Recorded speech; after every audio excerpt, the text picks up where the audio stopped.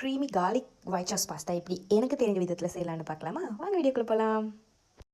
என்கிட்ட மில்க் இல்லாதபடியால் நான் milk powder use பண்ண போகிறேன். இதுக்கு 2 ஸ்பூன் மில்க் பவுடர் எடுத்து போட்டுட்டு அதோட ஹாட் வாட்டர் போட்டு ஃபஸ்ட் மிக்ஸ் பண்ணி ஆற வைப்போம். இப்போ நான் நல்லா மிக்ஸ் பண்ணிவிட்டு ஆற வச்சுருக்கிறேன்.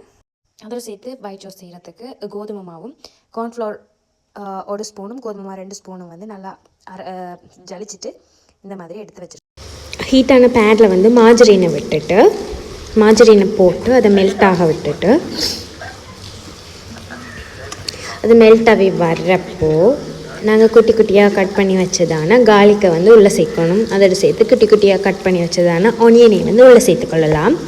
அதோடு நீங்கள் என்னென்ன வெஜிடபிள்ஸ் குட்டி குட்டியாக கட் பண்ணி வச்சுருக்கிறீங்களோ அதையும் சேர்த்துக்கொள்ளுங்க. நான் இதில் நான் யூஸ் பண்ணது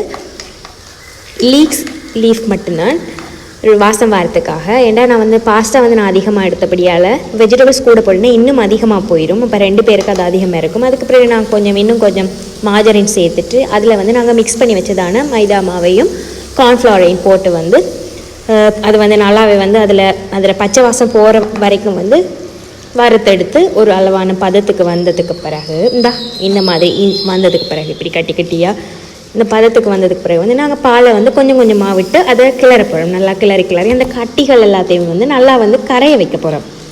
நான் இந்த எக் பீட்டர் நான் யூஸ் பண்ணேன். நான் யூஸ் பண்ணி நான் எப்படி செய்தேன்னா உங்கள்கிட்ட எது வசதியாக இருக்கோ அதுக்கேற்ற மாதிரி நீங்கள் செய்து கொள்ளலாம். நோவரீஸ் இந்த மாதிரி செய்தேன். பால் விட்டு நான் செய்து கொண்டேன். அண்ட் ஒன் மோர் திங் என்னென்னா இதெல்லாம் நான் என்னோடய வீட்டில் நாங்கள் சமைக்கிற டைம் நான் குட்டி குட்டியாக எடுக்கிறதான வீடியோஸ். நான் பெரிய செஃப்போ இல்லை கண்டென்ட்டுக்காக வீடியோ எடுக்கிறேன் அதெல்லாம் கிடையாது. எங்களோட வீட்டை அன்றைக்கு என்ன சமைக்கிறோமோ அந்த டைமில் நான் தனியாக நிற்கிறபடியால் நான் ஜஸ்ட் சும்மா வீடியோ எடுத்து போடுவேன். அதை நீங்கள் பெருசாக கண்டுக்கக்கூடாது. அண்ட் அதுக்கு பிறகு கொஞ்சம் ஒரு அளவான உப்பும் போட்டுட்டு சில்லி ஃப்ளாக்ஸும் போட்டுட்டு பெப்பரும் கொஞ்சம் போட்டு ஃபுல்லாகவே அந்த க்ரீமி அந்த சோஸில் மிக்ஸ் பண்ணி விட்டேன்.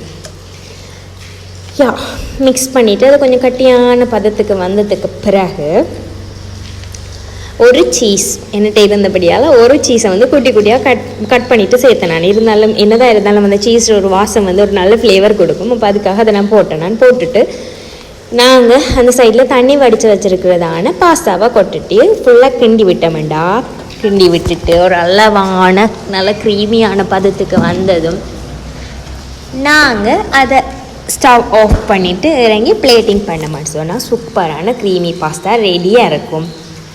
இது நாங்கள் எங்கிட்ட வீட்டுக்காக செய்கிறது. இப்போ பெரிய செஃப் பெரிய ஐடியா கொடுக்குற அப்படியெல்லாம் இல்லை. ஜஸ்ட் எங்களுக்கு பிடிச்சா பாருங்கள், இல்லையா ஸ்கிப் பண்ணிவிட்டு போயிட்டே இருங்க. That's all. Thank you. This is how I plating. By.